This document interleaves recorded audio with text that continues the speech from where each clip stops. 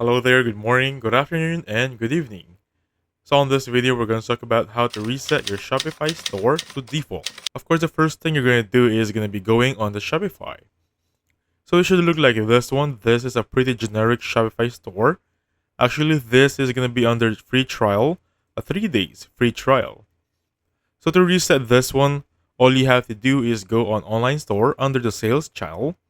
Click on this one right there and you're going to see themes. Right now, I'm using the Dawn theme. Now to reset this one, make sure you click on the three dots behind or beside your theme.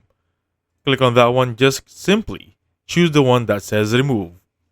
Now if you don't have remove for that one just yet, that means you are using a different theme.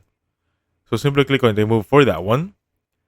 Click on the red remove button, and easy as that, your Shopify store will be resetting to default. It's gonna be easy as that. And that's how you reset your Shopify store. So thank you so much for watching. I'll catch you guys on the next one.